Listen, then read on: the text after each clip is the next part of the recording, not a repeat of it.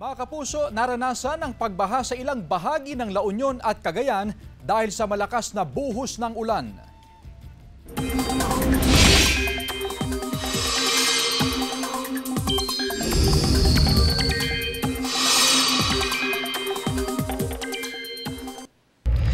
Kaya suspendido ang klase sa ilang lugar sa Cagayan ngayong araw dahil sa masamang panahon.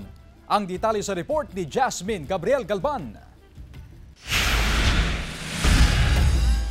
Malakas na buhos ng ulan ang naranasan kahapon sa San Fernando City, La Union.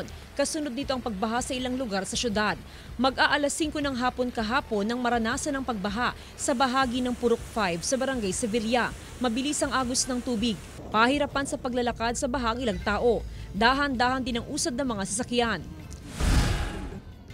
Halos 1 oras namang stranded ang mga motorista sa bahagi ng Pansian Road sa Pagudpud, Ilocos Norte dahil sa ragasan ng tubig mula sa bundok na tila waterfalls. Delikado ang pagdaan sa lugar, lalo pat may kasamang mga bato ang rumaragas ang tubig. Yung nagkoconnect ng Cagayan at saka Ilocos Norte, yung Pansian access kung tawagin natin, usually prone to landslide and flooding din po yan.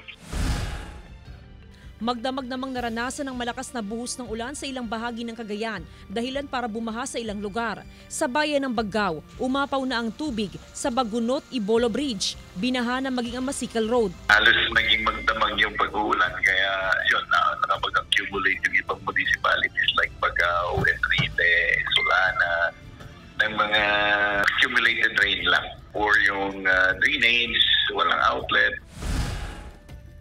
Pinasok din ng tubig ang ilang eskwelahan sa probinsya, gaya sa Baggao, Solana, Lalo at Enrile. Tumulong ng mga opisyal ng barangay sa Alakapan para masundo ang mga mag-aaral at maiuwi sa kanilang mga bahay. Suspendido ang klase sa ilang lugar sa probinsya dahil na rin sa masamang panahon. Patuloy na pinag-iingat ng otoridad ang publiko sa banta ng flash flood at landslide. Kasama si Henry Duminsil, Jasmine Gabriel Galban, One North Central Luzon.